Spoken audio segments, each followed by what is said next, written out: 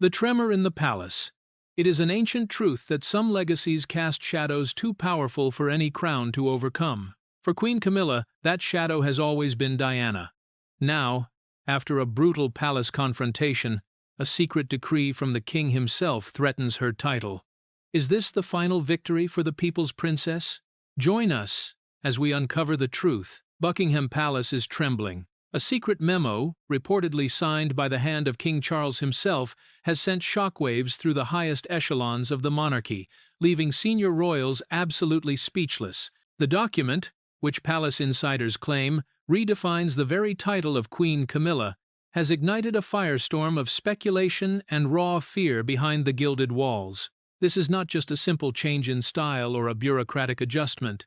It is a seismic shift in the monarchy's future, a public recalibration of power that threatens to shatter the carefully constructed image of a united front.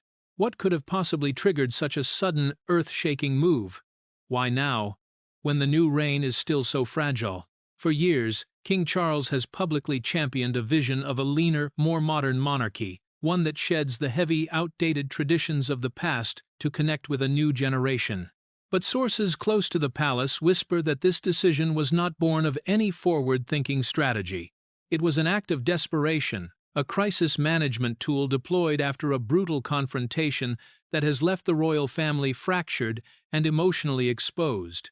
The world sees the glittering smiles and the flawless, choreographed protocol of state events. They see a family bound by duty and history. But behind the velvet curtain, a quiet storm, one that has been brewing for decades, has finally reached its boiling point. The unspoken judgments, the historical grievances, the battle for a legacy, it has all erupted into a conflict that can no longer be contained. The walls are shaking, and the very foundation of the House of Windsor feels uncertain. Join us as we pull back that curtain to uncover the hidden details and the unspoken truths behind the monarchy's latest, and perhaps most defining, crisis. We will explore the confrontation that forced the king's hand and what this stunning decision really means for the balance of power, the future of the crown, and the woman at the center of it all. To truly understand the earthquake shaking the foundations of Buckingham Palace today, one must first walk the long, thorny path Camilla has traveled for decades. Holding the title of queen was never her destiny. It was a conquest, a hard-won victory in a silent war, and one that has always felt perilously fragile. Since her marriage to the then Prince Charles in 2005, she has lived every moment under the suffocating shadow of another woman, Princess Diana. For millions around the globe, Diana remains the sainted people's princess, a beacon of grace, compassion, and a particular brand of magic that captured the world. Her tragic memory is not just a historical fact, it is a sacred wound, an emotional touchstone for a generation.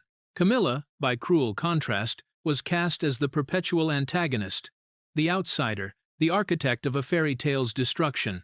Clothes in royal life are never just clothes, and for Camilla, every public appearance, every choice of dress, every forced smile has been meticulously dissected and measured against the ghost of Diana, a comparison she was destined to lose before she even began. Insiders have long spoken of Camilla's deep-seated insecurity, a quiet but persistent fear that she would never, ever be truly accepted by the British people. It is a sentiment that is said to haunt her private moods and sharpen her public resolve, forcing her to build a wall of stoicism around an emotionally bruised core. This battle for legitimacy was never just a matter of public relations. It was a deeply personal, daily struggle for space, for recognition, played out in the unforgiving glare of the global spotlight. Every step forward was a fight, and as she would soon learn, even the highest throne in the land offered no sanctuary from the past. But what happened next will shock you, because Diana wasn't the only ghost haunting the palace corridors. If the ghost of Diana was a constant haunting shadow, then the legacy of Queen Elizabeth II was an insurmountable mountain, its peak shrouded in mist and legend. The late Queen's extraordinary 70-year reign set a standard of duty, grace, and unwavering stability that is almost mythical in its scope. She was not just a monarch, she was the nation's anchor in a turbulent century, the very symbol of continuity, a fixed point in a changing world. For Camilla to step into a role so completely defined by such a monumental figure was a task that royal watchers and even palace insiders deemed impossible from the very start. The comparison was crushing. Where Elizabeth was revered, Camilla was scrutinized. Where Elizabeth commanded effortless respect born from decades of flawless service, Camilla faced hesitant, often grudging acceptance. Her every move was watched, analyzed, and found wanting against an impossible ideal. The blessing she reportedly received from Queen Elizabeth on the eve of her Platinum Jubilee, the wish that Camilla one day be known as Queen Consort, was a critical victory in her long campaign for legitimacy. It was a shield, a public endorsement from the highest possible authority that silenced many of her most vocal critics. It was meant to be the final word. Yet now, with that very title in jeopardy, a heavy unspoken question hangs in the palace corridors. Was this role, this crown with all its history and weight, a burden too heavy for her to truly bear? Or was it a prize that powerful figures within the family, those who saw themselves as the true guardians of Elizabeth's legacy, felt she had never, ever truly earned?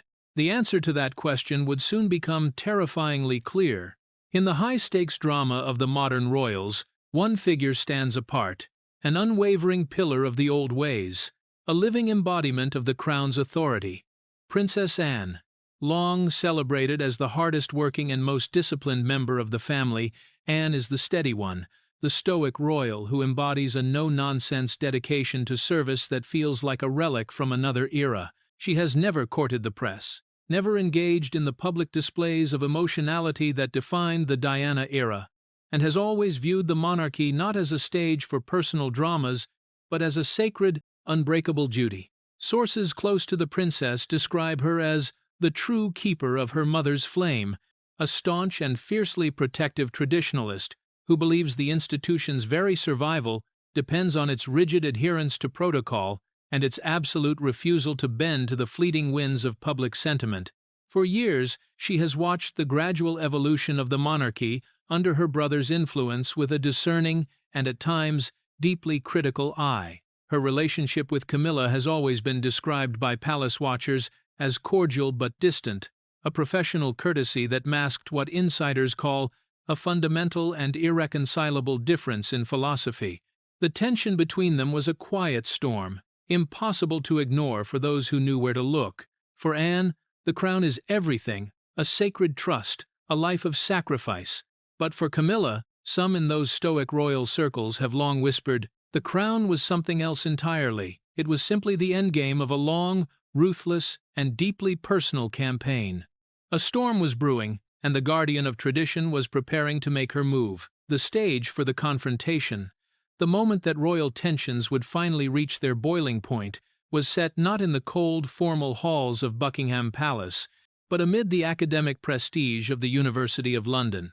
The event was supposed to be a moment of unequivocal triumph for Camilla, a public acknowledgement of her years of dedicated advocacy for literacy as she was set to receive an honorary doctorate. It was a carefully curated piece of public relations, a deliberate, carefully planned move designed to showcase her substance and dedication, moving her image beyond just her royal title.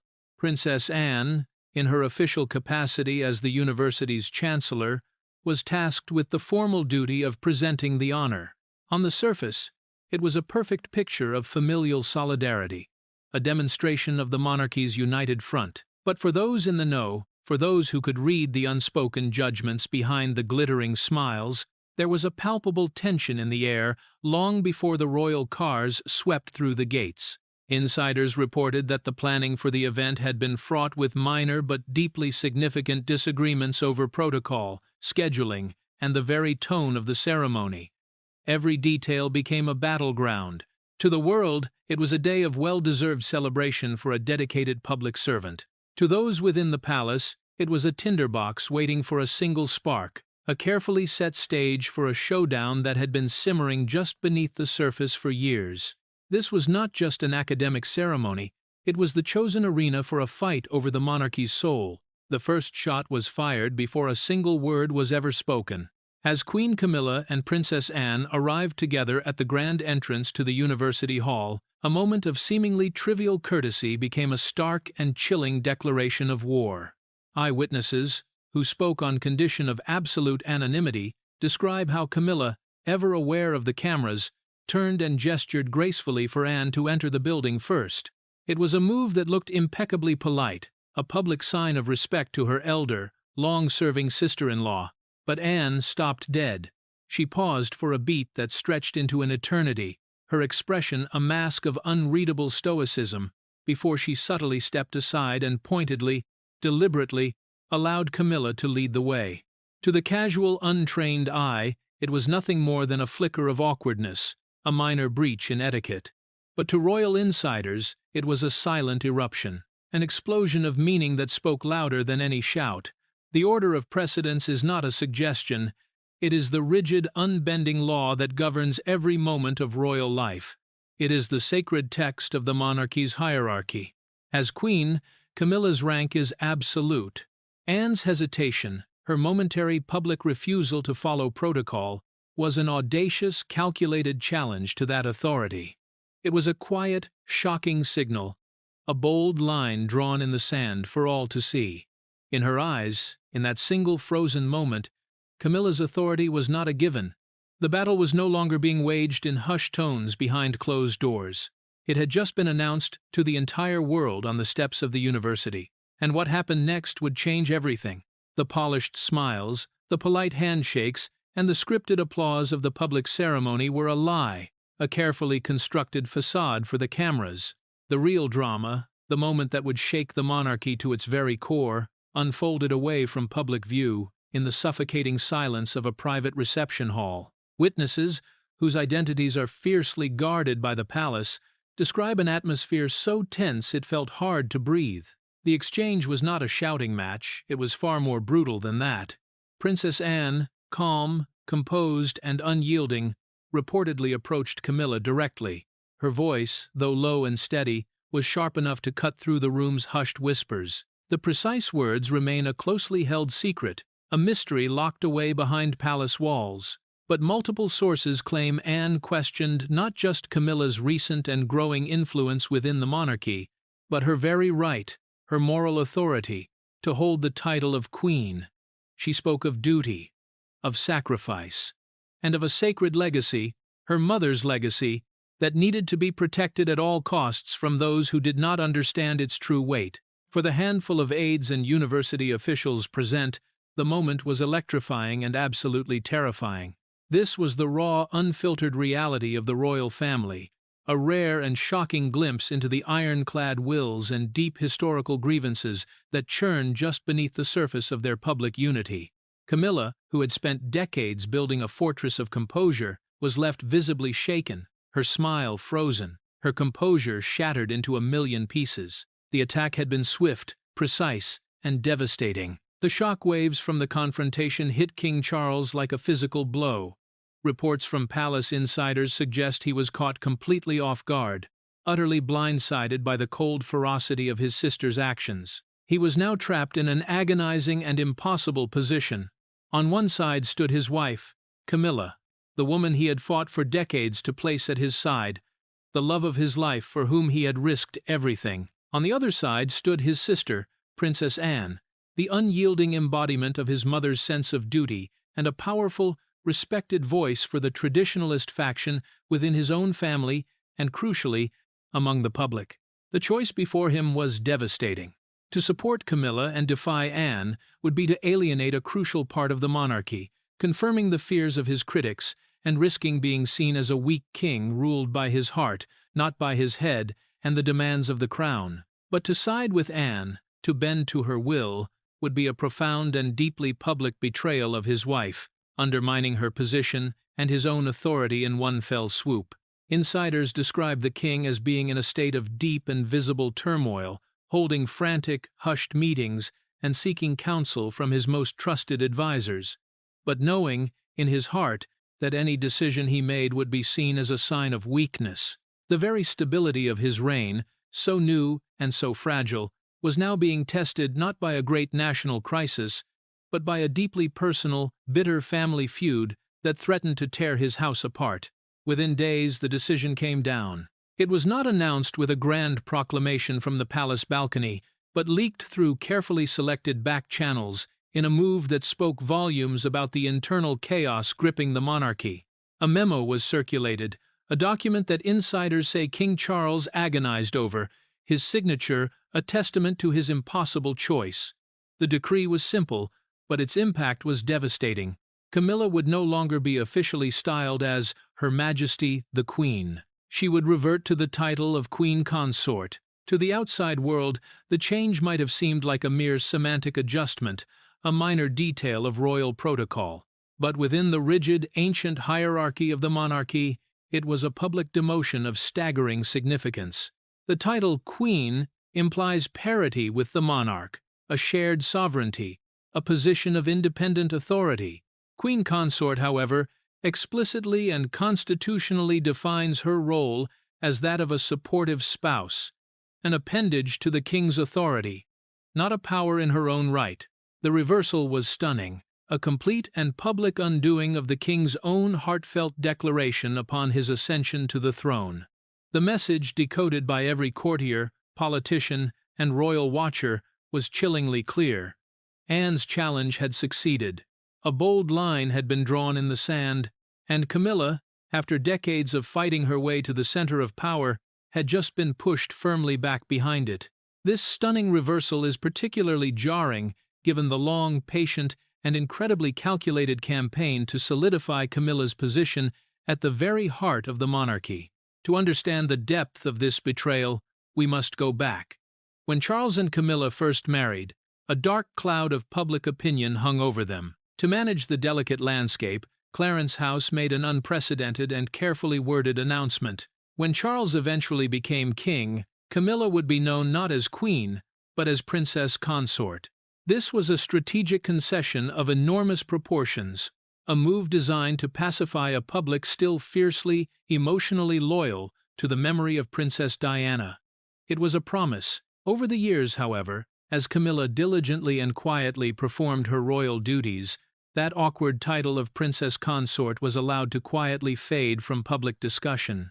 The palace's strategy deliberately shifted from one of appeasement to one of gradual elevation. The campaign reached its zenith with Queen Elizabeth's historic statement, expressing her sincere wish that Camilla be known as Queen Consort. It was a blessing from on high. Charles then took it a final, decisive step further, insisting upon his accession that she be crowned and styled simply as Queen. This journey was not accidental. It was a meticulous, years-long effort to rewrite the public narrative, to erase the past. Now, with this one devastating decision, that entire carefully built structure has crumbled into dust, proving with brutal clarity that no amount of palace strategy could ever truly erase the deep-seated resentments that have festered behind closed doors for an entire generation. What, then, does Camilla truly lose in this palace coup? It is so much more than just a single word on a piece of paper. She loses the highest, most revered position she ever attained, the very pinnacle of the royal hierarchy that she fought tooth and nail for decades to reach. To be styled as Queen, to be crowned and anointed in Westminster Abbey, was the ultimate validation. It was the public symbol that she had finally, after all the years of scandal and scorn, overcome the public's deep-seated skepticism and the palace's own formidable internal resistance. To have that title stripped away, even subtly, is not just a change in style. It is a public recalibration of her worth, a wound inflicted in full view of the world.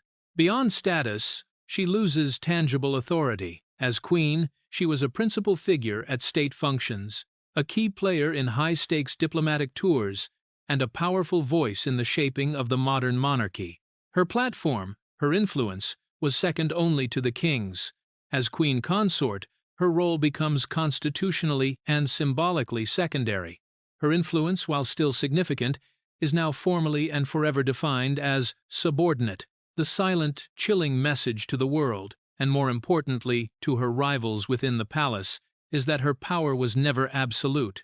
It was always conditional, always subject to the ancient, unspoken rules, and the deep-seated prejudices that she, despite all her efforts, could never fully conquer. Her legacy is being unraveled before her very eyes. But perhaps the deepest and most painful loss is the one that cannot be measured by rank or protocol. It is the intangible wound. It is the loss of legitimacy. For years, Camilla worked tirelessly, methodically, to earn public respect, to slowly transition her image from the thorn in Diana's marriage to a dignified and dutiful senior royal. The coronation, that grand and ancient ceremony where she was crowned and anointed as queen, was meant to be the final, triumphant chapter of that long transformation. It was a moment designed to solidify her place in history, to close the book on the scandals of the past. To have that title amended now, in the wake of a private family showdown, is to rip open old wounds and cruelly reignite the very debate over her suitability that the palace had worked so hard to extinguish.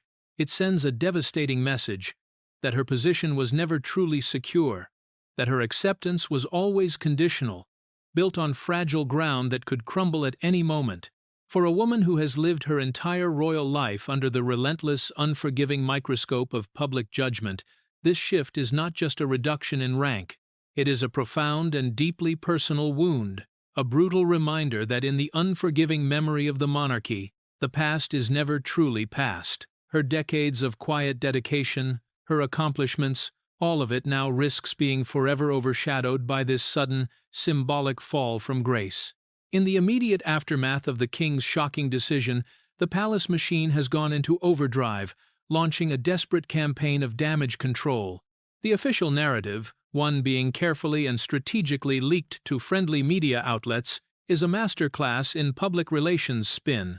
This, they claim, is not a humiliating demotion at all. No, this is a forward-thinking, modernizing move. A personal choice made by Camilla that is perfectly aligned with King Charles's vision for a more streamlined, purpose-driven monarchy. It is a narrative that paints Camilla not as a victim of a palace power play, but as a willing and active participant in her own reinvention. She is a woman, they insist, who is choosing to prioritize substance over symbolism, meaningful work over a lofty and restrictive title. The palace press office will now highlight her tireless advocacy for her charities, framing this as a golden opportunity for her to focus more deeply on the causes she is so passionate about, freed from the rigid, time-consuming constraints of her former role. But make no mistake, this carefully constructed story is a fragile facade, a desperate attempt to paper over the cracks that have just appeared in the monarchy's foundations. Insiders know the truth. This was not a choice, it was a consequence. This was the unavoidable result of a bitter and deeply personal power struggle, a brutal defeat in a quiet war that has been waged in whispers and sidelong glances for years. The palace's desperate spin is not about modernizing the monarchy, it is about concealing a deep, dangerous, and perhaps irreparable fracture. Yet while the palace's official narrative may be a strategic fiction, it contains a small but powerful kernel of truth about Camilla's future.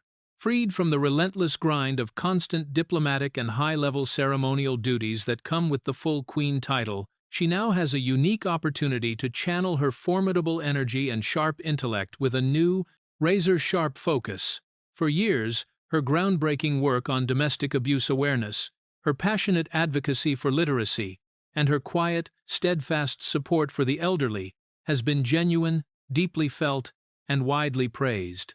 Now, stripped of the highest ceremonial rank, her only remaining currency is influence, and that influence must be wielded through direct, tangible action, not simply through her position in the royal hierarchy.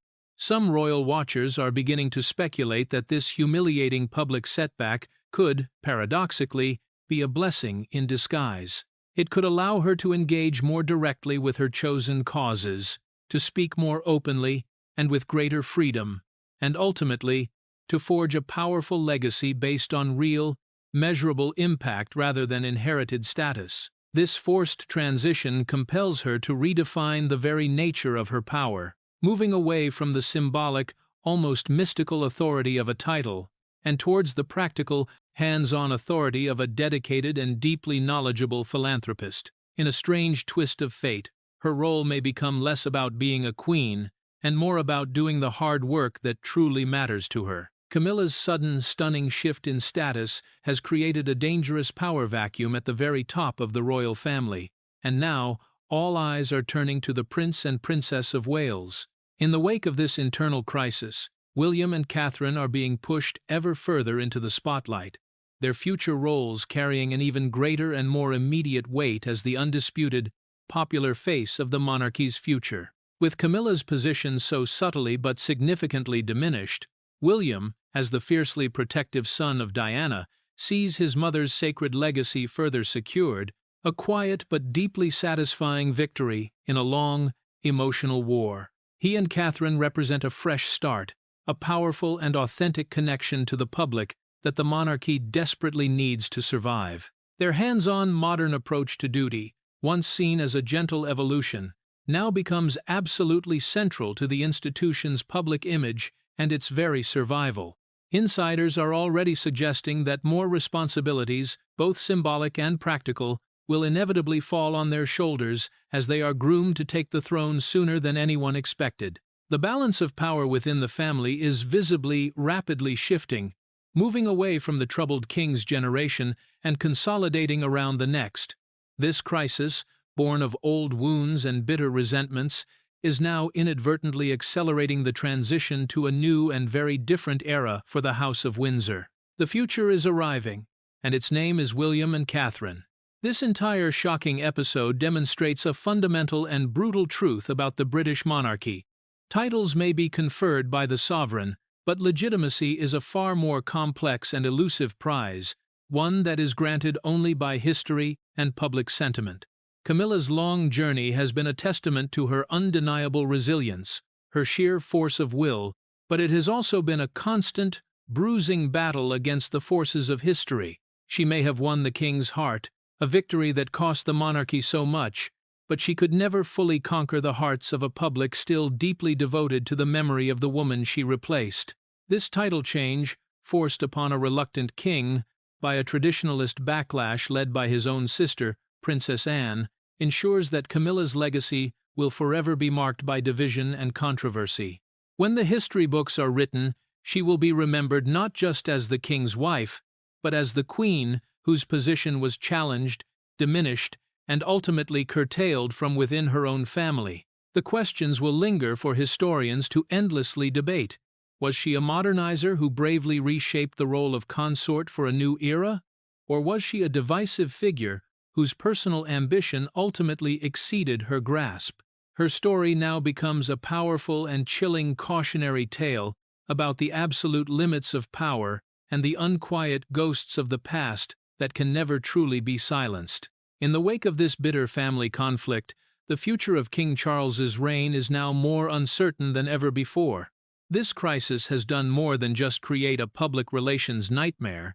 It has ripped back the curtain and exposed the deep, raw divisions within his own family, highlighting with painful clarity his personal struggle to balance fiercely competing loyalties. He must now find a way to steer a monarchy that is visibly fractured, caught in a dangerous tug-of-war between the modernizing, forward-looking vision he publicly espouses and the powerful, unyielding forces of tradition embodied by his own sister. His leadership is now under the most intense scrutiny of his life. Will he be seen by history as a king who maintained stability through a difficult transition? Or will his reign be defined as a period of chaotic internal conflict and deepening public uncertainty? The delicate dance between honoring the heavy weight of the past and embracing the urgent demands of the future has become a perilous tightrope walk.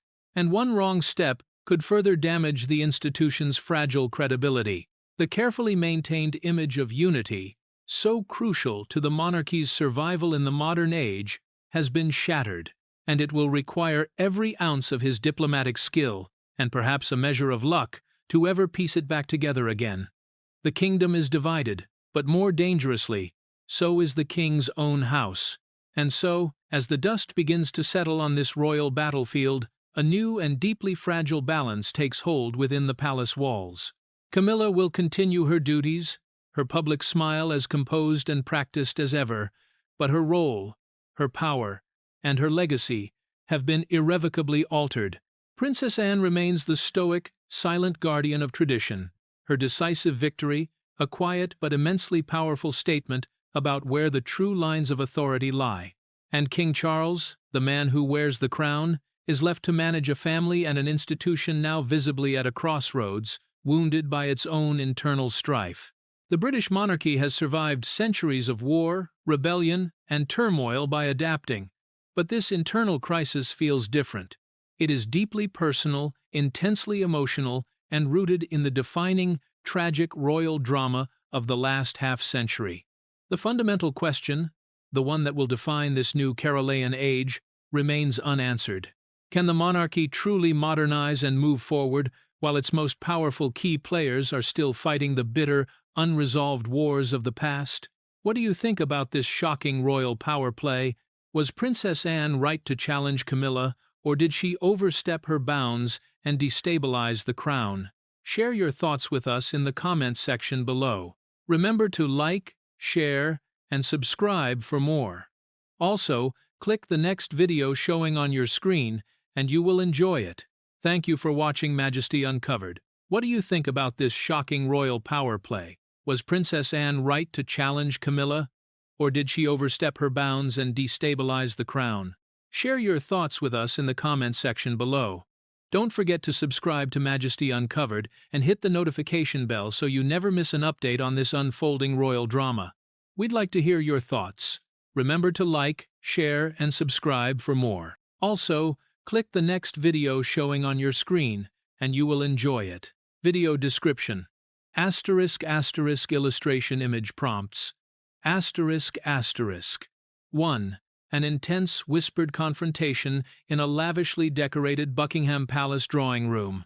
A stoic, older royal woman resembling Princess Anne, in a tweed suit, stands unyielding, her jaw set, speaking to a visibly shaken Queen Camilla, who looks pale and shocked.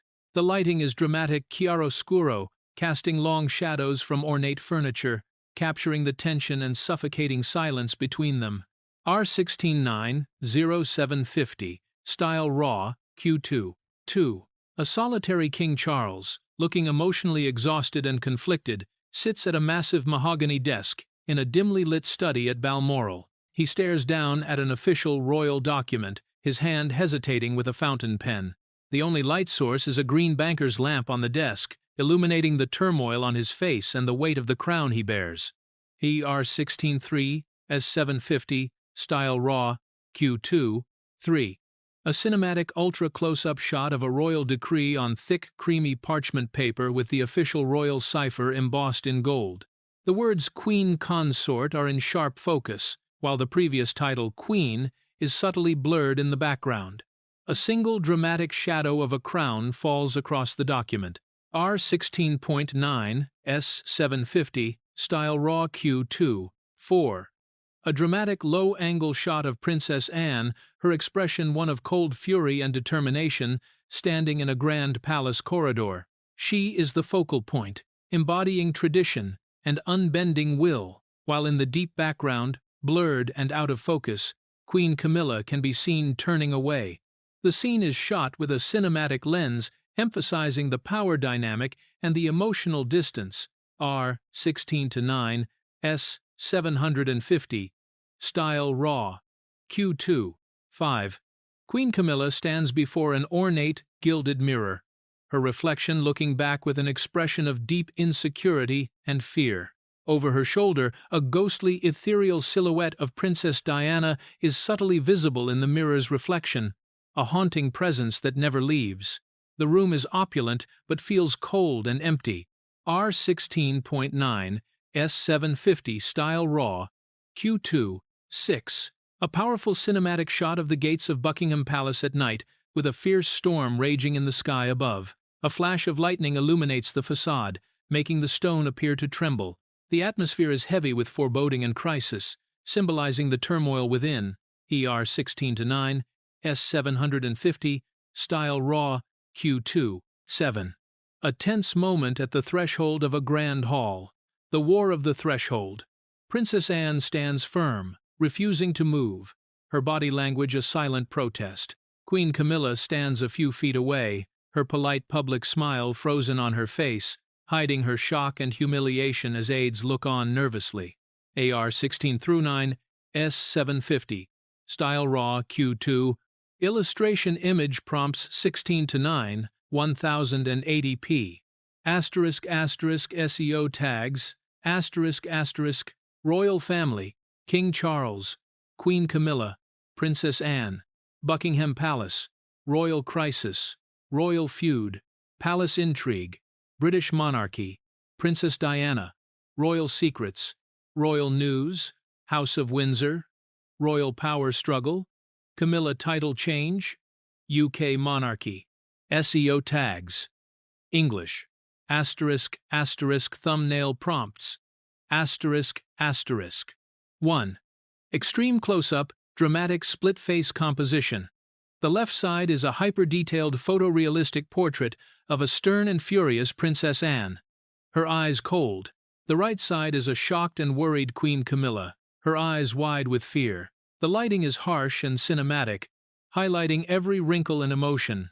R16.9 is 750, style raw Q2. 2. A striking profile shot of King Charles looking down, his face a mask of agony and indecision. A dark, imposing shadow of Princess Anne looms over his shoulder, whispering in his ear, her form indistinct but menacing. The background is a dark, opulent palace interior. R16.9, 750, style raw, Q2. 3. A high-contrast, dramatic photo. The main focus is an official royal document with the word "demoted" in bold red text stamped across it, text to be added in post-production. Behind the document, a bejeweled crown is shown slightly askew on a velvet cushion, symbolizing instability. R16-9, S750, style raw Q2. 4. A 3-panel vertical split screen. The top panel shows a close-up of King Charles, looking stressed. The middle panel shows a close-up of Queen Camilla, looking betrayed and tearful. The bottom panel shows a close-up of Princess Anne, looking cold, triumphant, and resolute. Each face is lit differently to match their emotion. AR16-9, S750, style raw Q2. 5. A hyper-realistic eye-level shot focusing on Queen Camilla's hand, where a symbolic royal ring is slipping from her finger. In the background, her face is blurred, but her expression of shock is clear. The image captures a moment of loss and vulnerability with intense cinematic detail.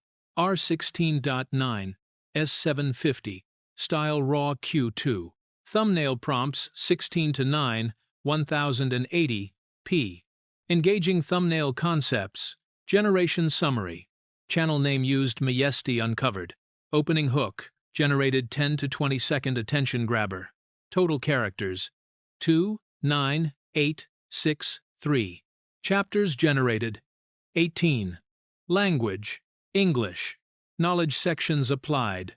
12/12. Cultural elements preserved. Yes. Enhanced features. Complete package ready.